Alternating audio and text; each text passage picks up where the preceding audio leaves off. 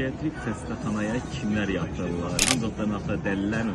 Biz psixiatrik xəstəxanaya yatış qərarını verməyə bir çox şeyə baxırıq. Məsələn, xəstənin özünə zərər vermə riski varsa, yəni özünü öldürməyə çalışırsa, başqalarına zərər vermə riski, aqressiyası var. Məsələn, bizdə də yaşanan valideynlərini öldürən bir cinayət hadisəsi oldu. Orada da paranoid şizofreniya. Belə bir təhlükə varsa, yatış lazım olur. Və burada istək xaricində olur.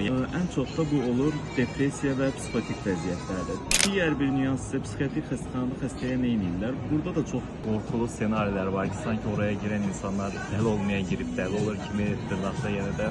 Psixiatrik xəstəxanada xəstələr qaçışıb yatırıla bilir bəzən. Yəni, məsələn, depressiyada olan bir xəstə, şizofreniya xəstələrin arasında olduğunda özünü çox narahat və qorxu hiss edə bilər. Yəni, dövlət xəstəxanalarında belə qaçışıqlıq olduğu üçün bu xəstələri narahat edə bilər. Belə hallarda özəl xəstəxanalar seçilməlidir.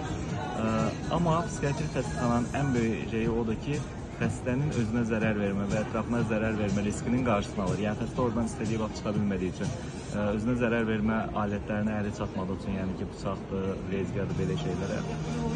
Və bir də orada deyək ki, əgər birinə zərər vermə aqressivliyi varsa da, bağlanılır, fiksə edilir deyilir. Müəyyən inyeksiyalarla sakitləşdirilir. Bunun kimi effektlər var, amma müalicənin ümumi müddətini qısaltır.